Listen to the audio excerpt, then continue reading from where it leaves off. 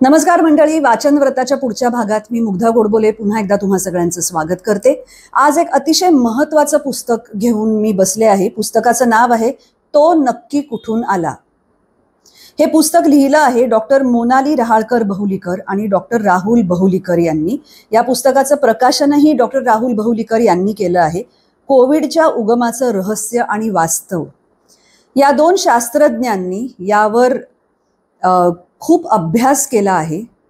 या पुस्तकाच्या मागे असं लिहिलंय की तब्बल 2 ते 2.5 कोटी माणसांना मारणारा, 25 ट्रिलियन डॉलर्सपेक्षाही अधिक रुपयांचं नुकसान करणारा, आपल्या जवळच्या माणसांना आपल्यापासून कायमचा हिरावून नेणारा हा अतिसूक्ष्म पण भयानक राक्षस कोविड विषाणू आला कुठून? निसर्गामधून की मानवी अपघातातून, वटवाघुळांमधून, रकून कुत्र्यामधून का प्रयोगशाळेमधूनच?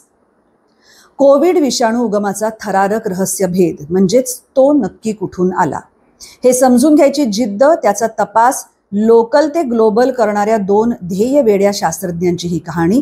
यातून आपल्याला काय मिळणार आहे तर सत्याचा शोध आणि पुन्हा अशी परिस्थिती उद्भवू नये हा विश्वास।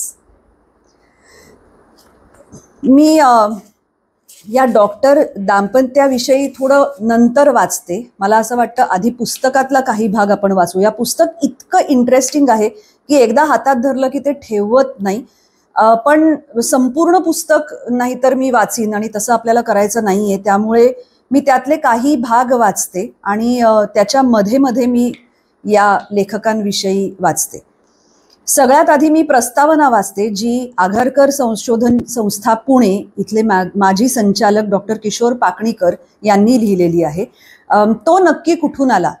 कोविड-19नी जगभरातल्या सामाजिक, आर्थिक आणि वैज्ञानिक व्यवस्थेला मोठं आव्हान दिलं। या महाभयंकर विषाणूंनी कोट्यावधी लोकांचा जीव घेतला आणि अजूनही त्याच्या उगमाविषयी असंख्य प्रश्न अनुत्तरित आहेत। या प्रश्नांचा शास्त्रीय, सखोल आणि तर्कशुद्ध शोध घेण्याचा प्रयत्न डॉक्टर मोनाली रहाळकर आणि डॉक्टर राहुल बहुलीकर यांनी तो नक्की कुठून आला या पुस्तकाद्वारे केलाय। पुस्तकाची रचना वाचकांना एका प्रवासावर घेऊन जाते।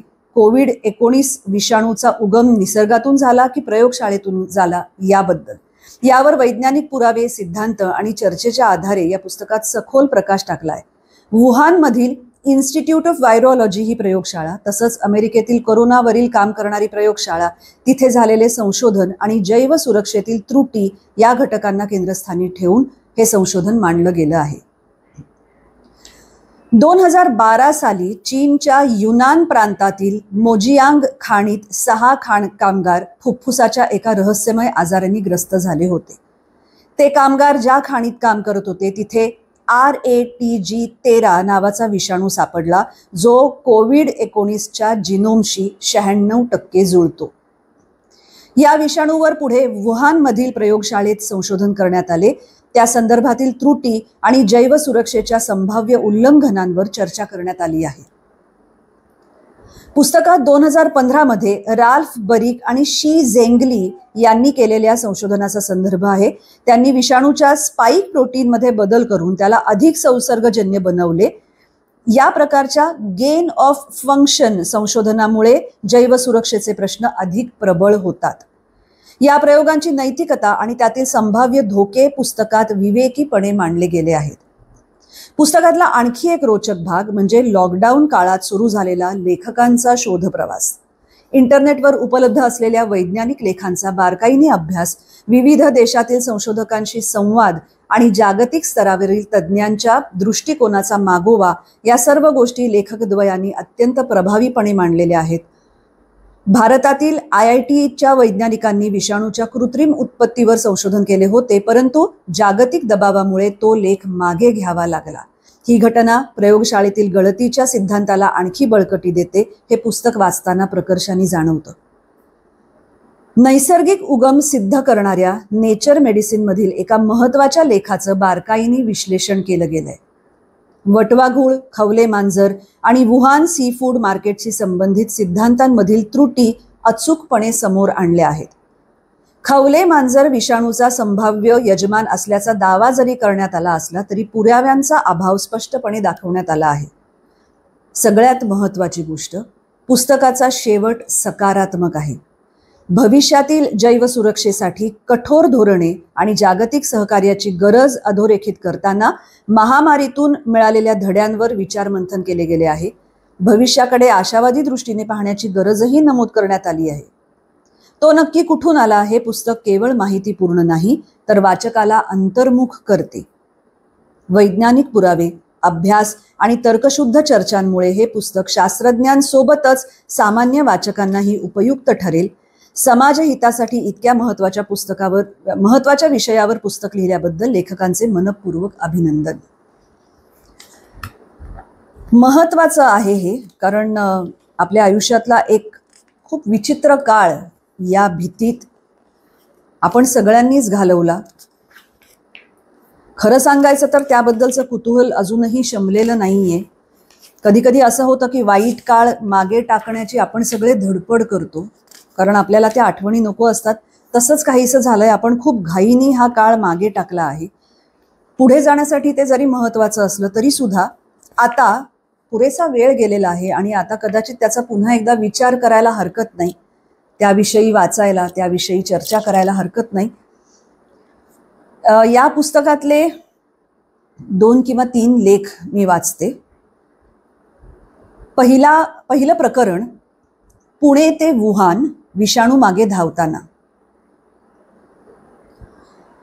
मराठी नवीन वर्षाची सुरुवातच मोठ्या चमत्कारिक परिस्थितीत झाली होती. वास्तविक ही सुंदर गुढी बघून आपल्या मनात विचार देखील येणार नाही की काहीतरी विपरीत घडलं असावं. पण मार्च 2020च्या 23-24 तारखेनंतर या पृथ्वीवर असणाऱ्या प्रत्येक माणसाच्या काळजाचा ठोका चुकला होता. भारतामध्ये 22 मार्चला ऐच्छिक बंदी आणि नंतर एक दिवस सोडून 24 मार्चच्या संध्याकाळपासून 21 दिवसांचा लॉकडाऊन लागला आणि दुसऱ्याच दिवशी म्हणजे 25 मार्च 2020ला गुढीपाडवा होता. तो असा गुढीपाडवा, मराठी नववर्षाची सुरुवात. एरवी दिमाखात उंचावणाऱ्या गुढ्या, लोकांचा उत्साह या सगळ्यावर करोना किंवा कोविड या शब्दांचं अशुभ सावट पडलं होतं. नुकताच कोविड हा शब्द जगभरात पसरू पाहणाऱ्या महामारी म्हणजे पॅन्डेमिकसाठी निश्चित झाला होता. आदल्या दिवशी पंतप्रधान नरेंद्र मोदी यांनी कळकळीचं भाषण केलं होतं आणि देशामधले 140 कोटी लोक आपापल्या घरात बंद झाले. जशी येऊ घातलेली कोविडची महासाथ धक्कादायक होती, त्याचबरोबर टाळेबंदी अर्थात लॉकडाऊन सगळ्यांसाठी एक प्रकारचा मोठा धक्काच होता. तर मित्रांनो, आपली ही इन्व्हेस्टिगेशनची गोष्ट सुरू होते पुण्यातल्या कोथरूडमधल्या एका मोठ्या संकुलामध्ये. एव्हाना पहिला 21 दिवसांचा लॉकडाऊन संपून दुसरं चरण सुरू झालं होतं. पहिल्यांदा असं वाटलं होतं की पहिल्या म्हणजे SARS-1 ज्याप्रमाणे चीनमध्ये 2002-2003 मध्ये सुरू होऊन लगेचच संपला होता तसं होईल की काय. परंतु जगभरात दिवसेंदिवस परिस्थिती चिघळतच चालली होती.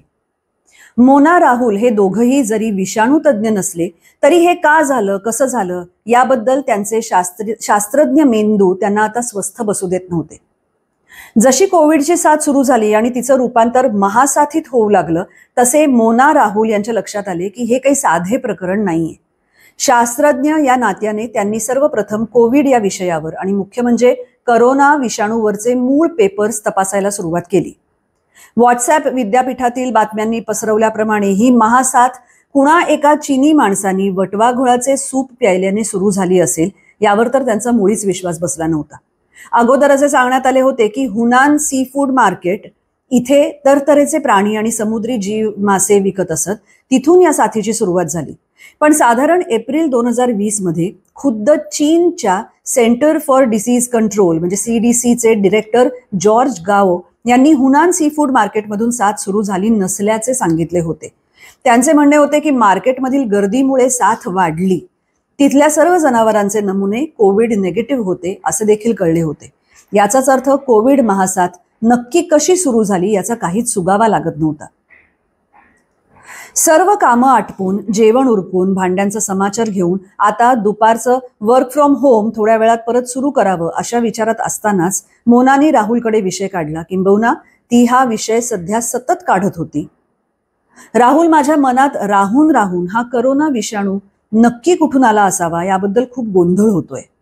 या विषाणूचा संसर्ग वटवाघुळामधून एका अन्य प्राण्यात झाला आणि मग त्याने माणसात उडी मारली. हे जे आपल्याला सांगितले जात आहे त्याप्रमाणे ते नसावे किंवा हा विषाणू नैसर्गिकच नसावा असं काहीसं मला वाटतंय, मोना म्हणाली. मोना, तुझा स्वभाव तसाही खूप शंकेखोर आहे, राहुल हसून म्हणाला. पण मोना हसण्याच्या मनस्थितीमध्ये नव्हती. गेले अनेक दिवस ती अस्वस्थ होत होती हे त्याला माहीत होतं. विषाणूचा उगम नैसर्गिकच असावा असा दावा करणारा तो प्रॉक्सिमल ओरिजिन्स हा नेचर मेडिसिन मधला संशोधन पेपर प्रकाशित झाल्यापासून तिने किमान 10 वेळा तरी वाचला होता. हा पेपर मार्च 2020 मध्ये प्रकाशित झाला होता, परंतु या पेपरमध्ये अनेक उणीवा होत्या किंवा न पटणारे अनेक सिद्धांत मांडले होते. तसंच या विषाणूचा उगम प्रयोगशाळेमधून झाला असेल का असं दाखवणारं किंवा सिद्ध करणारं दुसरं काहीही नव्हतं. त्यात लेखाच्या शेवटी COVID-19चा उगम हा नैसर्गिकच आहे असं लेखकांचं म्हणणं होतं. नेचर मेडिसिननी अशा प्रकारचा लेख छापल्यामुळे मुद्दाम तशी शंका काढणाऱ्यांना गप्प बसवण्यासाठी त्या लेखकांनी हा लेख लिहिला असावा असं वाटत होतं. मध्यंतरी म्हणजेच मार्च 2020 मध्ये खवले मांजरासारखा दिसणारा प्राणी, ज्याला पँगोलिन असं म्हणतात, हा विषाणूचा मध्यवर्ती यजमान किंवा इंटरमिडिएट होस्ट असावा असं सांगण्यात आलं. या सिद्धांताप्रमाणे वटवाघळांमध्ये आढळणाऱ्या विषाणूंनी प्रथम खवले मांजराला संक्रमित केलं, त्यानंतर खवले मांजराकडून त्यांनी मानवास संक्रमित केलं असं सांगणारे काही संशोधन पेपर आले होते. पण हा सिद्धांत सिद्ध करण्यासाठीचे दिलेले पुरावे देखील अपुरेच होते, कारण कोविड विषाणू आणि खवले मांजरातील विषाणूच्या जिनोम मधील एका छोट्याशा भागामध्ये रिसेप्टर बाइंडिंग डोमेन मध्ये तेवढे फक्त साम्य होते. हा पुरावा म्हणजे एका शेपटीमधील केसावरून तो हत्ती आहे हे सांगण्यासारखं होतं. मोनाचं लक्ष आता कोरोना विषाणूवर काम करणाऱ्या प्रयोगशाळांकडे जात होतं आणि त्यातच वुहानच्या प्रयोगशाळेमध्ये कोरोना विषाणूंचे अनेक म्हणजे हजारो नमुने साठवलेले असल्याचंही तिच्या कुठेसं वाचनात आलं होतं. वुहान येथील वुहान इन्स्टिट्यूट ऑफ व्हायरोलॉजी म्हणजे WIV ही संस्था सार्स कोरोना विषाणूंवर काम करणारी जवळजवळ पहिल्या क्रमांकाची संस्था होती. हे देखील आता स्पष्ट झालं होतं आणि कोविडची साथही वुहानमध्येच सुरू झाली होती. तिकडे अमेरिकेमधल्या नॉर्थ कॅरोलिना इथे सार्स कोरोना विषाणूंवर काम करणारी एक अत्युच्च प्रयोगशाळा होती आणि त्याकडे देखील मोनाचं लक्ष गेलं होतं. त्या दिवशी दुपारी तिने आयपॅडवरील एक पान राहुलला दाखवलं. अमेरिकेमधील चॅपेल हिल, नॉर्थ कॅरोलिना येथील डॉक्टर राल्फ बरीक या कोरोना विषाणूमधील तज्ज्ञ शास्त्रज्ञाचा हा पेपर होता. 2015 मधील या संशोधनामध्ये राल्फ बरीक या शास्त्रज्ञांनी एका कोरोना विषाणूच्या शरीरामध्ये दुसऱ्या कोरोना विषाणूचे स्पाइक प्रथिने क्लोनिंगद्वारा घातले होते आणि जगाला धोक्याची सूचना दिली होती की सार्स सारख्या विषाणूंपासून परत महासाथ येऊ शकते. विषाणूंमध्ये असलेले स्पाइक प्रथिने ही यजमानाला ओळखण्यासाठीचे पहिले पाऊल. ही प्रथिने मानवाच्या फुफ्फुसांमध्ये असणाऱ्या रिसेप्टर ACE2 ला ओळखून पकडतात आणि संसर्गाला सुरुवात होते. शास्त्रज्ञ मंडळी असे प्रयोग करत राहतात. विषाणूंचे स्पाइक म्हणजे काटे काढून दुसऱ्या विषाणूमध्ये घालायचे, त्यामुळे ज्या विषाणूला या अगोदर एखाद्या यजमानाला संसर्ग करण्याची शक्यता नव्हती त्यास संसर्गित करण्याची नवी शक्ती किंवा सुपर पॉवर प्राप्त होते. त्यावरून राल्फ बरीक हा कोरोना विषाणूमधला बाप माणूस वाटतो आहे असं राहुल म्हणाला. मोना म्हणाली, 2015 मध्ये हा पेपर प्रकाशित झाल्यानंतर यांच्यावर टीकेची झोड उठली होती. हे माहितीये का? एका शास्त्रज्ञांनी या 2015च्या पेपरवर एक भाष्य केलं होतं आणि त्यामध्ये त्यांनी असं म्हटलं होतं की सार्स विषाणूमध्ये असे प्रयोग केल्यास काही विचित्र विषाणू म्हणजे जसे की एका प्राण्याचे डोके, दुसऱ्याचे धड आणि हातपाय अशा प्रकारचे विचित्र विषाणू निर्माण होऊ शकतात की ज्यांचा प्रादुर्भाव रोखण्याची क्षमता कुणामध्येही नसेल. राल्फ बरीक यांच्या या मूळ पेपरचे इतर संशोधक कोण आहेत हे बघ जरा. ओके, पहिलं भारतीय नाव आहे विनीत मेनाचेरी, मोना पुढे म्हणाली. त्यात काय, राल्फ बरीकचा एखादा पोस्ट डॉक्टरल फेलो असेल तो, असं राहुल म्हणाला. राहुल, मला वाटतं तू हा पेपर आणि फक्त शीर्षक नीट वाच. ज्या वुहानमधून कोरोनाचा उद्रेक झाला अगदी त्याच शहरामधून वुहान इन्स्टिट्यूट ऑफ व्हायरोलॉजी मधले शेवटच्या शास्त्रज्ञाचे नाव आहे ते वाच, शी झेंगली. शी झेंगली हे नाव थोडं ओळखीचं वाटतंय, राहुल म्हणाला. अरे अर्थातच, शी झेंगली, चीनची बॅट वुमन. तुला विसरून कसं चालेल? परवा नाही का मी तुझ्याशी बोलले होते, असं म्हणून मोना अधिक विचारात पडली. 2015 मध्ये सार्स सारख्या काही करोना विषाणूंवर अनेक प्रयोग केले गेले. यासाठी राल्फ बरिक आणि शी झेंगली यांनी एक टीम बनवली होती. Fast forward December 2019. त्याच वुहान शहरात कोरोनाचा उद्रेक झाला आणि पुढे त्याच ठिणगीची आग कोविड नावाच्या महासाथीच्या स्वरूपात जगभरात पसरली. आणि हीच ती सुप्रसिद्ध वुहान इन्स्टिट्यूट ऑफ व्हायरोलॉजी. हा विषाणू इथून तर बाहेर आला नसेल ना, कारण इतके सगळे नमुने आहेत बॅट वुमन अर्थात शी झेंगली यांनी जमा केलेले. बहुतेक विषाणूंचे नमुने तिच्याच टीमनी गोळा केलेले आहेत. इंटरनेटवर तशी चर्चा देखील चालू आहे. मोनानी गेल्या काही दिवसात जे वाचनात आलं ते सगळं सांगितलं. आता मला बॅट वुमनचा अजून सखोल अभ्यास केला पाहिजे, मोना मनाशी पुटपुटली. मोना पुढे म्हणाली, राहुल तू एक काम कर, तुझे ऑफिसचं काम झालं की तू राल्फ बरिकचे पेपर सगळेच्या सगळे मिळव आणि वाच. त्यातले महत्वाचे मुद्दे मला सांग, मी बॅट वुमनच्या मागे लागते. बापरे, आता काही खरं नाही तिचं. राहुलनी पुन्हा वातावरण हलकं करण्याचा प्रयत्न केला, पण मोना मॅडम कुठल्या तरी दुसऱ्याच विचारात होत्या. त्यामुळे डन, नक्की असं पुटपुटत तो तिथून हॉलमध्ये आला. टीव्हीवर दिसणाऱ्या कोविडच्या बातम्या काळजाचं पाणी करणाऱ्या होत्या. विषाणू आता न्यूयॉर्कमध्ये ठाण मांडून बसला होता. व्हेंटिलेटर्सची उपलब्धता अत्यंत कमी होती, त्यामुळे कित्येक लोकांची प्राणज्योत मालवत होती. थडग्यांसाठी खड्डे खणले जात होते. डोकं सुन्न झालं, त्यानं टीव्ही बंद केला. मोना मात्र आता Wuhan Institute of Virology, Ralph बरिकची नॉर्थ कॅरोलिनामधील चॅपल हिल इथली प्रयोगशाळा यांच्या विचारात गर्क झाली.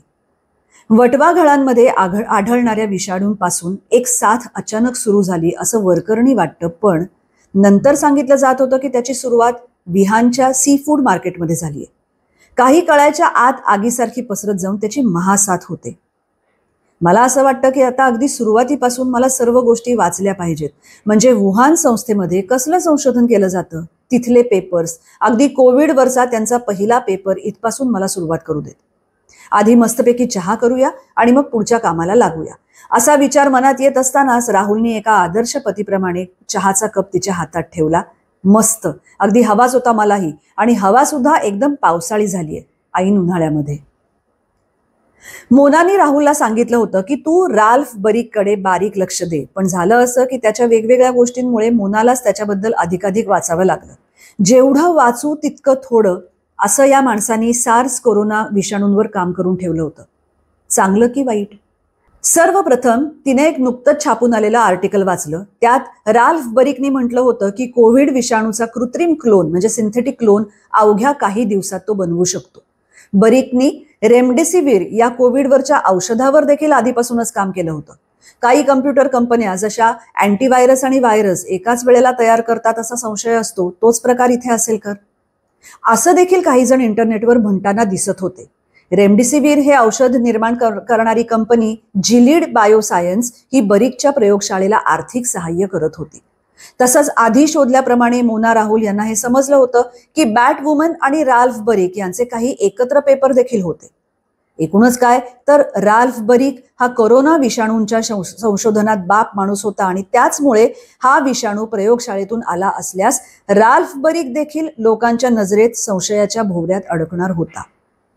आणि मोना राहुल जसे पुढे पुढे वाचत गेले तेव्हा त्यांचा शी झेंगली आणि राल्फ बरिक हे दोघं काम करत असलेल्या या दोन प्रयोगशाळांबद्दलचा संशय अधिकाधिक वाढत जात होता. संध्याकाळची 6-6:30ची वेळ. स्वयंपाक आणि बाकी घरकामं तर हात जोडून उभी होती, पण मोनाच्या डोक्यात कोविड कसा आला असावा हेच विचार धावत होते. राहुल छोटीला घेऊन खाली एक चक्कर मारतो असं म्हणाला. या निवांत वेळेचा उपयोग करूया असं म्हणत मोनाने आयपॅड उघडला. बॅट वुमनचा इंटरव्ह्यू पुन्हा एकदा वाचूया. आता काही अवघड वाचण्याची इच्छा नाहीये असं ती स्वतःला म्हणाली. जेन क्यू या प्रसिद्ध चीन अमेरिकन लेखिकेने सायंटिफिक अमेरिकन या मोठ्या नियतकालिकेकरता मार्च 2020 मध्ये बॅट वुमनची मुलाखत घेतली होती. बॅट वुमनच्या प्रयोगशाळेमधून हा विषाणू बाहेर पडला असं खूप सुरुवातीपासूनच काही लोकांचं म्हणणं होतं. त्याचं खंडन करण्यासाठीच की काय ही मुलाखत सविस्तरपणे घेतली गेली होती. मोना वाचू लागली. शी झेंगली. इथे असं लिहिलं आहे की जेन क्यू या अमेरिकेमधल्या चीनी लेखिकेनी शी झेंगली हिच्या घेतलेल्या मुलाखतीचा काही भाग अनुवाद करून आम्ही इथे देतो आहोत, जो मोना वाचू लागली. शी झेंगली. 30 डिसेंबर 2019 रोजी काही रहस्यमय रुग्णांचे नमुने वुहान इन्स्टिट्यूट ऑफ व्हायरोलॉजी इथे संध्याकाळी 7 वाजता पोहोचले. काही क्षणांनी शी झेंगलीचा सेलफोन वाजला. ती त्यावेळेस नेमकी शांघाय इथे एका महत्वाच्या बैठकीकरता गेली होती. फोनवर तिच्या बॉस संस्थेच्या संचालिका होत्या. तिने फोन लगेच उचलला. Wuhan Centre for Disease Control and प्रिव्हेन्शनला नवीन प्रकारचा न्यूमोनिया एटिपिकल असलेल्या 2 रुग्णांमध्ये नवीन कोरोना विषाणू आढळला होता आणि शी झेंगलीनी त्या कोरोना विषाणूची तपासणी करावी अशी त्यांची इच्छा होती. शोधाची पुष्टी झाल्यास नवीन विषाणू सार्वजनिक आरोग्यासाठी गंभीर धोका निर्माण करू शकतो, कारण तो विषाणू SARS-1 सारखा होता. तीव्र गंभीर श्वसन आजार म्हणजे SARS 2002 आणि 2003च्या दरम्यान चीनमध्ये SARS-1चं संक्रमण झालं होतं, ज्याने 8,000 लोकांना संक्रमित केलं होतं, तर सुमारे 800 लोकांचा बळी घेतला होता. तुम्ही जे काही करत आहात ते सोडून लगेचच वुहानला या, तिच्या संचालकांनी सांगितल्याचं आठवलं. शी झेंगलीच्या सांगण्यानुसार ती शांघायमधल्या बैठकीला गेली होती. ते काम अर्धवट सोडून ती वुहानला पोहोचली. शी झेंगली एक विषाणू तज्ज्ञ. तिने 15-16 वर्ष वटवाघुळांच्या गुहांमध्ये विषाणूंच्या केलेल्या शोध मोहिमांमुळे तिला चीनची बॅट वुमन असं संबोधलं जातं. 30 डिसेंबर 2019ला मिळेल त्या रात्रीच्या गाडीमध्ये बसल्या बसल्या शी झेंगलीच्या मनात हा विचार आला, हे नक्की काय असेल? मला आश्चर्य वाटलं की वुहानच्या महानगरपालिकेच्या आरोग्य प्राधिकरणाने काही चूक तर नाही ना केली. सार्स करोना विषाणू अधिक करून दक्षिणेकडील युनान आणि ग्वांगडॉंग या भागातील माणसांना संक्रमित होण्याची भीती असते. मग हे वुहानमध्ये कसं घडलं? जर वुहानमध्ये पसरत असलेल्या न्यूमोनिया कोरोना विषाणूमुळे असेल तर तो विषाणू माझ्या प्रयोगशाळेतून तर आला नसेल. शी झेंगली या विचाराने घाबरली असं तिनं त्या मुलाखतीत लिहिलं होतं. प्रत्यक्षात काय झालं कोण जाणे, पण मोना या वाक्यापाशी थबकली आणि राहुलला म्हणाली, राहुल पटकन इकडे ये आणि हे वाच. इथे मुलाखतीमध्ये असं दिलंय की बॅट वुमनला स्वतःलाच शंका येते की हा विषाणू तिच्या प्रयोगशाळेतून बाहेर पडला नसेल ना. वुहानमध्ये नैसर्गिकपणे हा विषाणू आढळण्याची शक्यता जवळजवळ नाही असं तिला स्वतःलाच वाटतं आहे. राहुलने ते ऐकलं आणि त्याच्या नेहमीच्या पद्धतीने त्यांनी एक उदाहरण दिलं. हे बघ, उद्या एखाद्या केमिकलच्या फॅक्टरी जवळ केमिकलची गळती झाली तर आपण पहिली शंका हीच काढू ना की ते केमिकल त्या फॅक्टरीमधूनच आलं असेल. मोना हसली. असं म्हणाली. तिला ती मुलाखत पूर्ण वाचून अजून काही सापडतंय का हे बघायचं होतं. मोना पुढे वाचू लागली. आता मुलाखतीमध्ये बॅट वुमनच्या 2003-04 ते 2013 पर्यंतच्या शी झेंगलीच्या विविध मोहिमांचं वर्णन केलं होतं. ते पुढील प्रमाणे. गुहा 2004. शी झेंगलीला तिची पहिली विषाणू शोध मोहीम सुट्टीसारखी वाटली होती.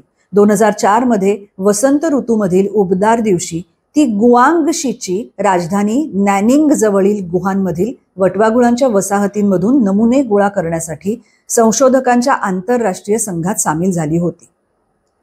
शी झेंगलीला आठवते ती पहिली गुहा. मोठी, चुनखडीच्या स्तंभांनी समृद्ध, एक लोकप्रिय पर्यटन स्थळ म्हणून प्रसिद्ध आणि सहज प्रवेश करता येईल अशी ती या प्रदेशातील वैशिष्ट्यपूर्ण गुहा होती. त्यात दुधाळ पांढरे स्टॅलेक्टाइट्स छतावर बर्फाच्या टोकांसारखे लटकत होते, ओलाव्याने चमकत होते. पण सुट्टीसारखे वातावरण लवकरच ओसरले. अनेक वटवाघुळं होती ज्यात कीटक खाणाऱ्या घोड्याच्या नालेसारख्या म्हणजे हॉर्स शू बॅट्स वटवाघुळांच्या अनेक प्रजाती आहेत ज्या दक्षिण आशियामध्ये विपुल प्रमाणात आढळतात. ही वटवाघुळं खोल अरुंद गुहांमध्ये राहतात. बऱ्याचदा स्थानिक ग्रामस्थांच्या सल्ल्यानुसार शी झेंगली आणि तिच्या सहकाऱ्यांना संभाव्य ठिकाणी पोहोचायला तासनतास चढून तसंच निमुळत्या जागा असलेल्या खडकांच्या मधून जावं लागतं. आठवडाभराच्या संशोधनात 30हून अधिक गुहा संघांनी पालथ्या घातल्या आणि फक्त डझनभर वटवाघुळं बघायला मिळाली. या मोहिमा 21व्या शतकातील पहिली मोठी महामारी असलेल्या SARS-1 प्रादुर्भावाला जबाबदार असलेल्या करोना विषाणूच्या शोधाच्या प्रयत्नांचा एक भाग होता. हाँगकाँगच्या एका संघाने नोंदवलं होतं की वटवाघुळांमधून SARS-1च्या विषाणूने ग्वांगडॉंगच्या बाजारामधील मुंगसासारख्या दिसणाऱ्या सिवेट मांजरामध्ये उडी मारली होती आणि तिथून त्यांनी माणसांना संसर्गित केलं होतं. 2004 मध्ये त्या पहिल्या विषाणू शिकार मोहिमेमध्ये शी झेंगली आणि तिचे सहकारी वटवाघुळांची गुहा शोधून संध्याकाळच्या आत वटवाघुळे उडण्याआधी जाळं टाकून रात्रीचं अन्न खाण्यासाठी येणाऱ्या त्या निशाचर प्राण्यांची वाट पाहत असत. त्यानंतर जाळ्यात अडकलेल्या वटवाघुळांचं रक्त, लाळ आणि विष्ठेचे नमुने म्हणजे फिकल स्वॉब्स घेत असत. संध्याकाळी आणि मध्यरात्रीच्या वेळी थोडी विश्रांती घेऊन ही मंडळी पुन्हा वटवाघुळांची लघवी आणि विष्ठेचे नमुने गोळा करण्यासाठी सकाळी गुहेत परतायचे. परंतु अनेक नमुन्यांचं विश्लेषण करून देखील SARS-1 कोरोना विषाणूच्या अनुवांशिक सामग्रीचा किंवा उगमाचा शोध लागला नाही. तो बॅट वुमनसाठी जोरदार धक्का होता. 8 महिन्यांची मेहनत वाया गेल्याचं दिसतं, असं शी झेंगली सांगतात. नंतर काही वर्षांनी शी झेंगली हिनं SARS-ग्रस्त लोकांच्या तपासण्या करण्याकरता तयार केलेल्या अँटीबॉडीजच्या चाचणीसाठी निदान किट वटवाघळांच्या नमुन्यांसाठी वापरलं. माणसांच्या तपासणीसाठी चाचणी वटवाघुळांमधील अँटीबॉडीसाठी कार्य करेल याची शाश्वती नव्हती, परंतु शी झेंगलीनी तरीही त्या चाचणीचा वापर केला. निकाल तिच्या अपेक्षेपेक्षा चांगला होता. शी म्हणतात, हॉर्स शू वटवाघुळांच्या 3 प्रजातींच्या नमुन्यांमध्ये SARS विषाणूच्या अँटीबॉडीज मिळणं यांनी प्रकल्पाला एक वेगळी दिशा मिळाली. संशोधकांना कळलं की वटवाघुळांमध्ये कोरोना विषाणूची उपस्थिती तात्कालिक आणि हंगामी होती, परंतु अँटीबॉडीज प्रतिक्रिया काही आठवड्यांपासून अनेक वर्ष टिकू शकते. 2013 बॅट वुमनचं ब्रेकिंग संशोधन.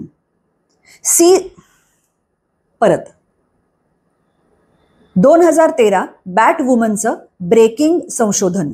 शी झेंगली आणि सहकार्यांनी कुठल्या वटवाघुळात SARS सारखे विषाणू आहेत हे तपासण्यासाठी अँटीबॉडीज चाचणी वापरली. चीनच्या ठराविक प्रांतांमधील डोंगराळ प्रदेशात फिरल्यानंतर संशोधकांचं लक्ष एका जागेकडे वळवलं. युनानची राजधानी कुनमिंगच्या बाहेरील शिताऊ गुहा, जिथे त्यांनी सलग 5 वर्ष वेगवेगळ्या ऋतूंमध्ये अनेक नमुने घेतले. अखेर प्रयत्न कामी आले. त्यापैकी बहुतेक विषाणू निरुपद्रवी होते, परंतु डझनभर विषाणू SARS सारख्या गटाशी संबंधित आढळले. ते विषाणू पेट्री डिशमध्ये मानवी फुफ्फुसाच्या पेशींना संक्रमित करू शकत होते आणि उंदरांमध्ये SARS-1 सारखे रोग निर्माण करू शकतात. हा महत्वाचा शोध त्यांनी लावला. युनान प्रांतामधल्या शिताऊ गुहेमध्ये त्यांना अखेर वटवाघूळ जनित SARS विषाणूंची नैसर्गिक अनुवांशिक लायब्ररी प्राप्त झाली होती आणि त्यातच शी झेंगली आणि सहकार्यांना एक कोरोना विषाणूचा स्ट्रेन सापडला, ज्याचा जिनोमिक अनुक्रम ग्वांगडॉंग मधील सिवेटमध्ये आढळलेल्या विषाणूशी 97% समान होता. म्हणजे तब्बल 10-11 वर्षांनी SARS-1 2002-2003 नंतर नक्की आला कुठून याचं उत्तर मिळालं होतं. या निष्कर्षाने SARS कोरोना विषाणूच्या नैसर्गिक उत्पत्तीच्या शोधासाठी गेलं दशकभर चाललेल्या शोधाचा निर्णय लागला. शी आणि तिच्या टीमनी वटवाघुळांमधून पहिला SARS विषाणू कुठून आला ते शोधलं होतं. 30 डिसेंबर रोजी वुहानला परतलेल्या शी झेंगली आणि तिच्या सहकार्यांनी रुग्णांच्या नमुन्यांची त्वरित चाचणी सुरू करण्याच्या योजनेवर चर्चा केली. पुढील आठवडा हा तिच्या आयुष्यातला सर्वात महत्त्वपूर्ण तसंच तणावपूर्ण काळ होता. चीनच्या बॅट वुमनला वाटलं की तिच्या सर्वात वाईट स्वप्नातली लढाई ती लढत आहे, ज्याची ती गेल्या 16 वर्षापासून तयारी करत होती. PCR म्हणजे पॉलिमराइज्ड चेन रिॲक्शन नावाचं तंत्र, जे विषाणूंची अनुवंशिक सामग्री वाढवून SARS कोरोना शोधू शकतं, त्या तंत्राचा वापर करून शी झेंगली आणि सहकारी यांना असं आढळलं की 7 पैकी 5 रुग्णांच्या नमुन्यांमध्ये SARS कोरोना विषाणूचे अनुवांशिक अनुक्रम दिसतायत, म्हणजे जिनोमिक सिक्वेन्सेस. हा विषाणू माझ्या प्रयोगशाळेतून तर बाहेर गेला नसेल, या शंकेचं निरसन करण्यासाठी शी झेंगलीने तिच्या सहकार्यांना पुन्हा चाचण्या करण्याची सूचना दिली आणि त्याच वेळी संपूर्ण विषाणूजन्य जिनोम अनुक्रमित करण्यासाठी नमुने दुसऱ्या प्रयोगशाळेत पाठवले. दरम्यान विशेषतः प्रायोगिक साहित्याची विल्हेवाट लावताना काही चूक तर झाली नाही ना, हे तपासण्यासाठी तिने गेल्या काही वर्षांपासून तिच्या स्वतःच्या प्रयोगशाळेतल्या नोंदी तपासल्या. जेव्हा प्रयोगशाळेतून निकाल मिळाला तेव्हा शी झेंगलीनी सुटकेचा निश्वास सोडला. तिच्या सहकार्यांनी वटवाघुळांच्या गुहांमधून घेतलेल्या नमुन्यांशी विषाणूंचे कोणतेही अनुक्रम जुळले नाहीत. शी मनात म्हणाली, त्यामुळे माझ्या मनावरचा भार खरोखरच उतरला. या ओळी मोनानी परत परत वाचल्या. हा विषाणू करोना विषाणू तर होता, सार्स करोना विषाणू, पण नवीन होता, नॉवेल होता. म्हणूनच त्याला नॉवेल कोरोना व्हायरस असं संबोधलं जातं. म्हणजेच शी झेंगलीला एकतर स्वतःला देखील शंका आली होती हा विषाणू तिच्या प्रयोगशाळेतून लीक झाला की काय, पण असा विषाणू जर शी झेंगलीकडे नव्हताच असं तिचं म्हणणं आहे, तर मग तिने का बरं असं केलं असेल? का तिच्याकडे अशा प्रकारचे नमुने किंवा विषाणू होते? मोना स्वतःशीच म्हणाली. आणि अर्थातच बॅट वुमनला तसा जाब देखील चौकशी करणाऱ्या अधिकाऱ्यांकडून विचारला गेला असेल. पुढे असा विचार कर की शी वुहान मधल्या कोरोना विषाणूंवर काम करणारी प्रयोगशाळा चालवत होती. त्यात तिने SARS-1 याचा उगम कुठं झाला हे शोधण्यामध्ये 11-12 वर्ष घालवली होती. असं तर नसेल की 2013 मध्ये हे रहस्य सोडवल्यावर ती सार्स जातीच्या अन्य विषाणूंच्या समूहाकडे वळली आणि तिला कोविडचा विषाणू किंवा त्याच्या जवळचा कोणता तरी विषाणू मिळाला, राहुल म्हणाला. मोना म्हणाली, हे बघ, 2013 ते 2019 तिने नक्की काय काय केलं हे जरी आपल्याला पूर्ण माहिती नसेल तरी वटवाघुळांनी भरलेल्या गुहा पालथ्या घालणं, त्यांचे सर्व प्रकारचे नमुने संग्रहित करणं हे काम सुरूच होतं. त्यातच तिने 2015 नंतर वेगवेगळ्या जेनेटिक प्रयोगांमध्ये देखील प्रावीण्य मिळवलं होतं. आणि असं असताना तिच्याच दाराबाहेर काही किलोमीटरच्या अंतरावर तशाच प्रकारचे सार्स विषाणू म्हणजे कोविड विषाणू सापडणं आणि मग त्या विषाणूच्या संसर्गाची लक्षणं दिसणारी महासाथ सुरू होणं, काय हा योगायोग?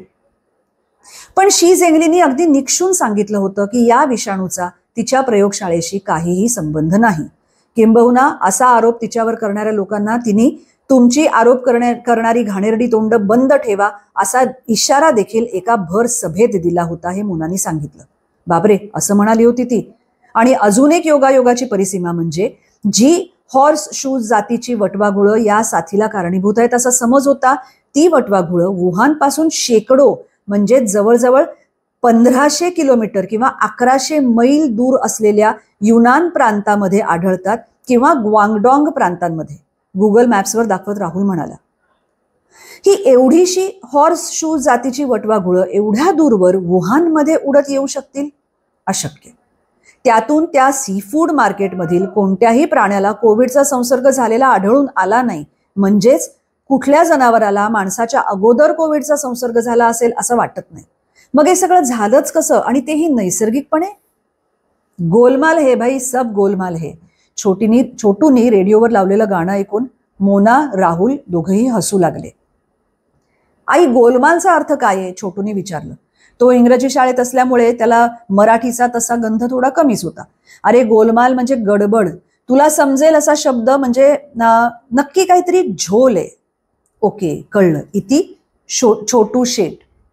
वाचकांनो, विचार करा, जगामध्ये हजारो प्रयोगशाळा आहेत. त्यातल्या अगदी हाताच्या बोटावर मोजता येतील अशा मोजक्याच प्रयोगशाळा करोना विषाणू किंवा त्यात देखील 3-4च प्रयोगशाळा सार्स सारख्या कोरोनावर काम करतात. त्यापैकी वुहान इन्स्टिट्यूट ऑफ व्हायरोलॉजी ही या विषयावर काम करणारी सर्वात मोठी संस्था आहे. पुढे लवकरच मोना राहुलला हे देखील कळलं की याच प्रयोगशाळेमधल्या शीत कपाटांमध्ये करोना विषाणूच्या जवळजवळ 22,000 नमुन्यांचा सगळ्यात मोठा साठा आहे. आणि तरीही करोना विषाणू प्रयोगशाळेतून चुकून बाहेर पडला असावा की काय याबद्दल नुसती शंका घेणाऱ्या लोकांना तेव्हा षडयंत्र करणारे किंवा कॉन्स्पिरसी रचणारे ठरवलं जात होतं. आज देखील असा विचार करणारी मंडळी आहेतच. बरं, या सगळ्याचा तपास किंवा छडा लावण्याची तुम्हाला काय गरज होती किंवा आहे असं मोना राहुलला विचारणारे लोक तेव्हाही होते, आत्ताही आहेत. तेव्हाही आणि आजही त्यांच्याकडे एकच उत्तर आहे, हो आहे. आणि ते म्हणजे सत्य काय आहे हे जाणून घेणं आणि ते सर्वांसमोर आणणं. यामध्ये त्यांना कुठल्याही प्रकारचा आर्थिक सामाजिक फायदा तर दूर, नुकसानच जास्त झालं. सगळे व्याप सांभाळत त्यांनी कोविड उगमाच्या मागे असणारं रहस्य आणि सत्याचा शोध चालूच ठेवला. ही झाली सुरुवात. या पुढचं मी एक छोटं प्रकरण वाचते. प्रकरणाचं नाव आहे खाणीतील रहस्य. ज्या गुहेत शिरण्याची भीती वाटते त्या गुहेत खजिना आहे, हे म्हटलं आहे जोसेफ कॅम्बेलने. स्थळ मोजियांग, युनान, चीन, 2 एप्रिल 2012. एक तांब्याची वापरात नसलेली खाण. लाओसच्या सीमेपासून काही अंतरावर कुनमिंगच्या दक्षिणेस 6 तासांच्या अंतरावर मोजियांग काउंटी आहे. बीजिंग सरकारने याला स्वायत्त काउंटी म्हणून नामांकित केलंय, कारण इथले मूळ रहिवासी हानी लोकांचा एक वेगळा वांशिक गट आहे. हा भाग डोंगराळ, घनदाट जंगल आणि तुरळक लोकवस्तीचा आहे, परंतु काही टेकड्यांवर उतारावरची शेती म्हणजे स्टेप फार्मिंग आहे. केळी, रबर, तंबाखू आणि चहा पिकवण्यासाठी या उतारांचा वापर केला जातो. दाट हिरव्यागार चहाच्या मळ्यांनी अनेक उतारांना व्यापून टाकलंय. या भागातली सर्वात मोठं शहर पियोर हे चहाच्या बागा आणि त्यापासून बनवलेल्या गडद आंबवलेल्या चहासाठी फार पूर्वीपासून प्रसिद्ध आहे. पियोरच्या पूर्वेला टॉंगगुआन या छोट्या शहराच्या दक्षिणेस सुमारे 20 किलोमीटर अंतरावर बबियन नदीच्या डाव्या तीरावरील अर्धवट जंगली प्रदेशात बेंगपिंगे नावाची एक छोटी गुहा डोंगरात जाते. या गुहेच्या दक्षिणेला संत्र्याच्या झाडांनी वेढलेल्या एका टेकडीवर दानाओशन नावाची छोटीशी वस्ती उभी आहे. इथून थोड्या अंतरावर एका बंद पडलेल्या तांब्याच्या खाणीचे अवशेष आहेत. 2 एप्रिल 2012 रोजी या खाणीची साफसफाई करण्याच्या कामाचं कंत्राट 6 लोकांना दिलं गेलं. अचानक साफसफाई का बरं? आणि कोण होते हे 6 लोक? ही खाण बरेच दिवसांपासून वापरात नव्हती. इथे वटवाघुळांच्या मोठ्या वसाहती होत्या. वटवाघुळं ती पण साधी सुधी नाहीत, तर घोड्याच्या नालेच्या जातीची. आता या वटवाघुळांचं काय बरं वैशिष्ट्य? तर चीनमध्ये जेव्हा सार्स 1 ची साथ आली होती, म्हणजे 2002-2003 साली, तेव्हा त्याला कारणीभूत हीच घोड्याच्या नालेसारख्या जातीची वटवाघुळं आहेत असं सांगण्यात आलं. नव्हे, बॅट वुमननी ते पुढे पुराव्यानिशी सिद्ध केलं. तर झालं असं होतं, एप्रिल 2012च्या सुरुवातीला मोजियांगमधील टॉंगगुआन नावाच्या ठिकाणी एका बंद पडलेल्या तांब्याच्या खाणीत वटवाघुळांची विष्ठा साफ करण्यासाठी 4 माणसं नेमण्यात आली. त्यांना सांगण्यात आलं की तुम्ही दिवसभर काम करायचं आणि ही खाण चकाचक करायची. वटवाघुळांच्या घाणीचा थर जाड असावा. तशी सगळी खाण वटवाघुळांच्या विष्ठेमुळे भरली होती. तिथे दुर्गंधी खूपच येत असावी. पण काय करणार, पोटाची खळगी भरायची तर हे सगळं करावंच लागतं, असा काहीचा विचार या चौघांनी केला असावा. आणि बहुधा हे 4 कामगार हातमोजे किंवा मास्क सारख्या कोणत्याही संरक्षणाशिवाय काम करत असावेत. त्यातला एक कामगार 60च्या पुढचा, तर इतर 3 40शीत होते. सर्वप्रथम खाणीत जाऊ नावाचा 60च्या पुढचा कामगार उतरला. तो मन लावून काम करू लागला. वटवाघळांची घाण साफ करून ती गुहेबाहेर उपसणं हे मुख्य काम होतं. मास्क किंवा कापड नाकाला बांधलं होतं की नव्हतं? बहुधा नसावंच. काही दिवसातच त्याला छाती दुखणं, खोकला आणि ताप जाणवू लागला. कसे बसे त्यांनी 14 दिवसांची बोली पूर्ण केली. जाऊ, लू, गुओ आणि लिऊ यांनी 2-3 एप्रिल 2012 मध्ये त्या तांब्याच्या गुहेत शिरताना विचारही केला नसेल की ते मरणाच्या गुहेमध्ये शिरतायत. अवघ्या 10 दिवसातच 4ही जणांना खोकला, श्वास घेण्यास त्रास, ताप, डोकेदुखी अशी लक्षणं जाणवू लागली. त्यांचा आजार इतका वाढला की 14 दिवसांनी म्हणजे 16-17 एप्रिलला त्यांनी काम तर बंद केलंच, आणि त्याचबरोबर ते चौघही जवळपासच्या डॉक्टरांकडे गेले. त्या डॉक्टरांच्या औषधांनी काहीच गुण आला नसावा. त्यांचा आजार अधिकच बळावू लागला. रुग्णालय गाठायची वेळ आली होती त्या चौघांवर. आश्चर्याची एक गोष्ट अशी की हे चौघही कुनमिंग इथल्या एका मोठ्या रुग्णालयात दिनांक 25 आणि 26 एप्रिल 2012 रोजी भरती झाले होते. त्यांना तिथे कोणी भरती केलं? त्यांच्या कंत्राटदारांनी केलं का अजून कोणी? मुख्य म्हणजे त्यांना हे खाण स्वच्छ करण्याचं काम कुणी दिलं याची काहीही माहिती अजूनही आपल्याकडे नाही. असो, ते रुग्णालयात दाखल तर झाले. मग सुरू झाला एकेकाचा जन्म मृत्यूशी खेळ. ही सगळी गोष्ट सीकरला सापडलेल्या मास्टर्स थिसिसचा अभ्यास केल्यानंतर मोना राहुलला समजली. सगळ्यात वृद्ध असलेला जाऊ 63 वर्षांचा होता. तो खोकला, ताप, श्वास घेण्यास तीव्र त्रास अशा लक्षणांशी झुंजत अवघ्या 10-12 दिवसात मृत्यू पावला. तो दिवस होता 7 मे 2012.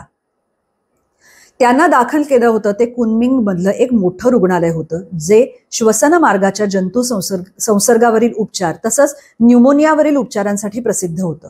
या 6 रुग्णांचे रक्ताचे नमुने अनेक वेळा तपासणीसाठी घेतले गेले. इथल्या निष्णात डॉक्टर्सना सुद्धा या रुग्णांना नेमकं काय झालंय हे कळत नव्हतं.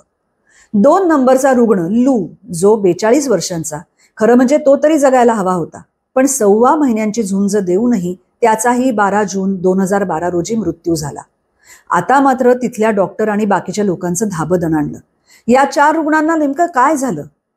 4 लोक एका वटवाघुळांनी भरलेल्या खाणीत जातात काय? तिथे त्यांना न्यूमोनिया सदृश आजार होतो काय? आणि त्यातले 2 गंभीर श्वसन रोगांनी म्हणजे अॅक्यूट रेस्पिरेटरी डिस्ट्रेस सिंड्रोमनी मरतात काय? कुनमिंग हॉस्पिटलने राहिलेल्या 2 रुग्णांना वाचवण्यासाठी बहुधा 2 मोठ्या डॉक्टरांचा सल्ला घ्यायचं ठरवलं. त्याच दरम्यान बाकीच्या 2ही रुग्णांची परिस्थिती अजूनच गंभीर होत गेली होती. हे दोघंही व्हेंटिलेटरवर होते. 4घांची ही तुकडी आजारी पडल्याने त्याच कामासाठी अजून 2 तरुणांना कामावर घेण्यात आलं. ते 25-26 वर्षांचे होते, परंतु 4-5 दिवस काम केल्यानंतर त्यांनाही ताप आणि खोकला सुरू झाला.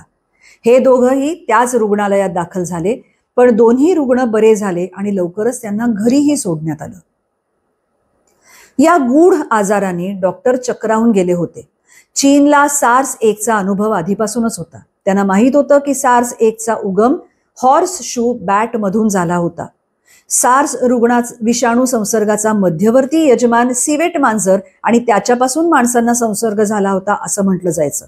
या खाण कामगारांच्या आजाराचं कारणही तशाच प्रकारचं काही असेल का? त्यांना कुठला संसर्ग झाला असावा? हाही सार्स असावा. खाणीत वटवाघुळांचं वास्तव्य असल्याने कुनमिंगच्या डॉक्टरांना संशय आला आणि त्यांनी चीनमधील सार्स तज्ज्ञ डॉक्टर झोंग नानशान यांचा व्हिडिओ कॉन्फरन्सिंग द्वारा सल्ला घेतला असावा. करोना विषाणूमुळे होणाऱ्या सार्स नावाच्या रोगाने चीनला 2002-3 मध्ये ग्रासलं होतं. हा रोग जगभर पसरून त्याची महासाथ होते की काय असं वाटत असतानाच ती थांबली होती. 2002-3 मध्ये सार्सचे तज्ज्ञ डॉक्टर म्हणून जे प्रसिद्ध झाले तेच हे डॉक्टर झोंग नानशान. त्यांनी स्टिरॉइडचा वापर करून रोगी बरे केले होते. त्याबरोबर 10 वर्षांनी 2012 मध्ये जेव्हा कुनमिंग मधले डॉक्टर्स बुचकळ्यात पडले तेव्हा डॉक्टर झोंग नानशान त्यांच्या मदतीला देवासारखे धावून आले आणि ही तारीख होती 16 जून 2012. 3 आणि 4 क्रमांकाचे रुग्ण त्यावेळेस अत्यवस्थ होते. गुओ आणि लिऊ हे दोघे मिळून 40हून जास्त दिवस रुग्णालयात व्हेंटिलेटरवर होते. डॉक्टर नानशान यांनी सुचवलं होतं की या रुग्णांना विषाणूजन्य आजार झाला आहे. त्यांना जिथं काम केलं तिथल्या वटवाघळांचा शोध घ्या, रुग्णांच्या रक्तामध्ये सार्स संबंधी अँटीबॉडीज मिळत आहेत का ते बघा आणि रुग्णांचे सर्व नमुने वुहान प्रयोगशाळेत पाठवा. व्हिडिओ कॉन्फरन्सिंगद्वारे ही चर्चा झाली. 2 गंभीर आजारी परंतु जिवंत अशा रुग्णांचं निरीक्षण करून हा प्राथमिक व्हायरल म्हणजे प्रायमरी व्हायरल न्यूमोनिया असावा आणि त्यांना दुय्यम बुरशीजन्य संसर्ग म्हणजे सेकंडरी फंगल इन्फेक्शन झालं असावं असं डॉक्टर झोंग नानशाननी निदान केलं. त्यानंतर या दोघांवर अँटीव्हायरल, अँटीबायोटिक्स, अँटीफंगल आणि रक्त पातळ करणाऱ्या औषधांचा दीर्घ उपचार केला गेला. रुग्णालयाच्या ICU मध्ये 100हून अधिक दिवस मृत्यूला झुंज देऊन त्यातला 3रा रोगीही दगावला. सार्स सारखी सर्व लक्षणं या रुग्णांमध्ये होती. 4था खाण कामगार मात्र 4 महिन्यानंतर बरा झाला आणि त्याला घरी सोडण्यात आलं. लीक शू या मास्टर्स करणाऱ्या विद्यार्थ्याच्या प्रबंधामध्ये या सर्व रुग्णांचे वैद्यकीय अहवाल, CT स्कॅन, क्षकिरण यांच्या रेडिओलॉजिकल प्रतिमा आणि खाण कामगारांच्या निदान आणि उपचारांबद्दल तपशीलवार माहिती होती. हाच प्रबंध सीकरला सापडला होता. तो नीट समजून घेण्यासाठी मोना राहुलनी तो प्रबंध गुगल अनुवादाद्वारे अनेक वेळा वाचला. पुण्यामध्ये जून 2020च्या दरम्यान कोविडची परिस्थिती गंभीर होती. मोनाच्या दूरच्या नात्यामध्ये असलेले प्रसिद्ध रेडिओलॉजिस्ट डॉक्टर आनंद रहाळकर हे पिढीजात रेडिओलॉजिस्ट, त्यांचे वडील आणि आजोबा देखील रेडिओलॉजिस्ट होते. किंबहुना पुण्यामधल्या सर्वात जुन्या रेडिओलॉजिस्ट फॅमिलीपैकी ते एक आहेत. डॉक्टर आनंदना CT स्कॅनचे आणि क्षकिरणांचे फोटो असलेला मॅन्डरिन भाषेतला थिसिस दाखवला तेव्हा हे तर कोविड रुग्णांच्या CT स्कॅन सारखे दिसत आहेत असं त्यांनी सांगितलं. ते रोजच खूप सारे कोविड पेशंटचे CT स्कॅन बघत होते आणि त्यामुळे मोना राहुलची खात्री पटली की खाण कामगारांचा आजार कोविड सारखाच होता. त्याशिवाय अन्य रिपोर्ट म्हणजे डी डायमरचं प्रमाण अधिक असणं, पांढऱ्या पेशी कमी होणं इत्यादी लक्षणं पण कोविड सारखीच होती. त्यानंतर मोना राहुल यांनी एक पेपर लिहिला. मोजियांग खाण कामगार आणि माइनशाफ्ट मधील प्राणघातक न्यूमोनिया प्रकरणे SARS-CoV-2च्या उत्पत्तीबद्दल महत्वपूर्ण संकेत देऊ शकतात. धागेदोरे स्पष्ट होते. शोध निबंधानुसार वुहान इन्स्टिट्यूट ऑफ व्हायरोलॉजीने खाण कामगारांच्या नमुन्यांचे विश्लेषण केले होते. WIVने वुहानपासून 1500 किलोमीटर अंतरावर असलेल्या त्या दूरच्या खाणीतील वटवाघुळांच्या मलनमुन्यांचाही अभ्यास केला होता. त्यातूनच त्यांना कोविडचा चुलत भाऊ RATG13 मिळाला होता. पुढचा प्रश्न होता, यापैकी कोणताही विषाणू एकतर रुग्णाच्या नमुन्यांमधून किंवा वटवाघुळांच्या मलनमुन्यांमधून SARS-CoV-2 किंवा जवळपासचा विषाणू होता का? आणि मग वुहान प्रयोगशाळेमध्ये या विषाणूंवर नमुन्यांवर काही प्रयोग केले गेले होते का? मोना राहुलने अशा प्रकारचे वुहान प्रयोगशाळेतील खुले प्रश्न विचारून पेपरचा शेवट केला. कारण वुहान इन्स्टिट्यूट ऑफ व्हायरोलॉजीनी खाण कामगारांचे न्यूमोनिया प्रकरण किंवा नमुन्यांबद्दल कोणताही प्रकारचा खुलासा आतोपर्यंत केलेला नव्हता. शी झेंगली यांनी अगोदर असं म्हटलं होतं की 2020 मध्ये RATG13 चे जीनोम अनुक्रमित केले गेले होते, परंतु नंतर जुलै 2020 मध्ये शी म्हणाल्या प्रत्यक्षात 2018 मध्ये RATG13 यांचं सिक्वेन्सिंग करण्यात आलं होतं. मोना राहुल यांना आश्चर्य वाटलं. त्यांनी मोजियांग खाणीतील विषाणूंबद्दल आधी का प्रसिद्ध केलं नाही? तसंच मोजियांग खाणीतील रुग्णांचे रिपोर्ट, पुरावे आणि डॉक्टर झोंग नानशांचं निदान प्राथमिक विषाणूजन्य आजार सुचवत असताना शी झेंगली यांनी खाण कामगारांचा मृत्यू बुरशीजन्य आजारांनी झाल्याचं का म्हटलं? तो तर बहुधा खाणीतील वटवाघुळांमधील SARS सारख्या करोना विषाणूंमुळे नाही का झाला? जागतिक आरोग्य संघटना म्हणजे WHO किंवा WHO किंवा उर्वरित जगाला या प्रकरणाची माहिती त्यांनी तेव्हाच का नाही दिली? या आणि अशा अनेक प्रश्नांची उत्तरं मागणारा मोना राहुलचा पेपर जून 2020 मध्ये प्रकाशित होण्याच्या प्रतीक्षेत होता. मी म्हटलं तसं की ह्यातलं प्रत्येकच प्रकरण इतकं माहितीपूर्ण, इतकं महत्वाचं, इतकं खिळवून ठेवणारं आहे की प्रत्येकच प्रकरण वाचण्याचा मला मोह होतोय. अगदी शेवटचं प्रकरण फक्त मी आता वाचते. हा व्हिडिओ मोठा आहे. आता पुढे काय? कोविडची महासाथ का आली याच्या उत्पत्तीच्या संशोधनामुळे बरंच काही कळलं. अशा प्रकारच्या मानव निर्मित साथी पुन्हा येऊ नयेत म्हणून काय करता येईल हे देखील समजलं. यातलं प्रमुख कारण म्हणजे गरज नसताना आणि धोके लक्षात न घेऊन केलेलं आणि चालू असलेलं संशोधन. येणारा काळ हा जसा कृत्रिम बुद्धिमत्तेचा म्हणजे आर्टिफिशियल इंटेलिजन्सचा असेल तसाच तो जैव तंत्रज्ञानाचा म्हणजे बायोटेकचा देखील असेल. मात्र कृत्रिम विषाणू तयार करण्यासारखे अनैसर्गिक प्रयोग करत राहिले तर अशा प्रकारच्या महासाथी वारंवार येत राहतील. जे निसर्गामध्ये निर्माण होणं जवळजवळ अशक्य आहे अशा प्रकारचे अनैसर्गिक विषाणू तयार करणं म्हणजे मानवाच्या पुढील विध्वंसाला आमंत्रण देणे होय. म्हटलं तर जैव तंत्रज्ञान हे वरदान आहे. अन्नधान्य, स्वच्छ पाणी, औषधं, आरोग्य यासाठी त्याचा उपयोग केला तर उत्तम. मात्र हेच एक शस्त्र म्हणून वापरलं तर मात्र आपला विनाश अटळ आहे.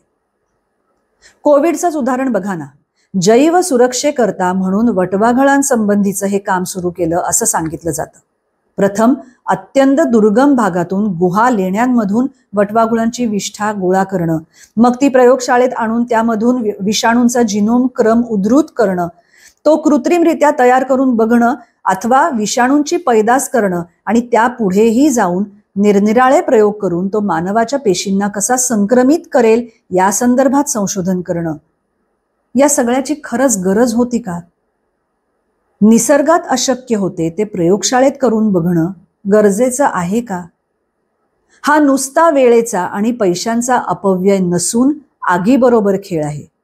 ज्याप्रमाणे आपण अणुबॉम्ब किंवा अन्य शस्त्रांसंबंधी वेगवेगळे नियम लावतो तसेच या संभावित महामारी किंवा पॅन्डेमिक निर्माण करण्याजोग्या विषाणूंसाठी नियम लावले पाहिजेत.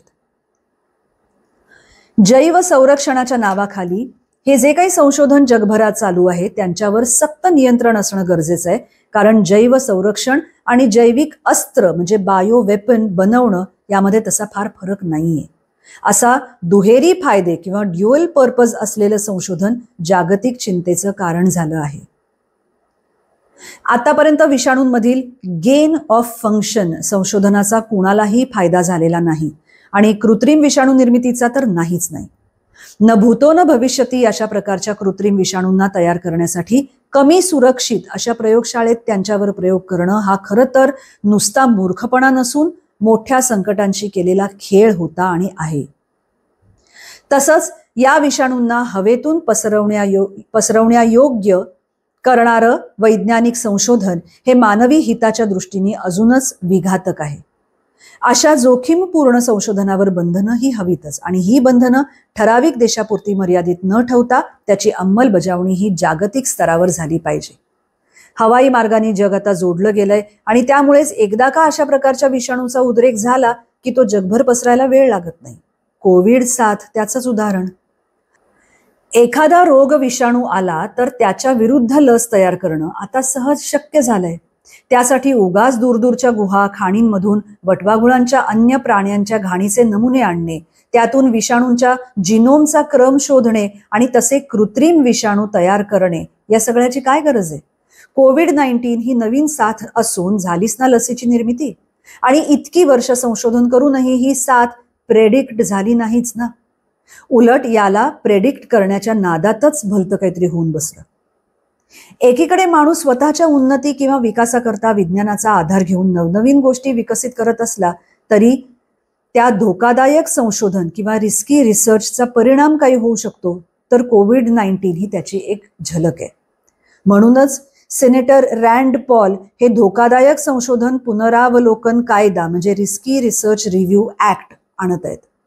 आज जगाच्या कानाकोपऱ्यात जे काही अशा स्वरूपाचं संशोधन चालू आहे त्याचं पुनरावलोकन करून आवश्यकता नसेल तर ते थांबवण्याची गरज आहे.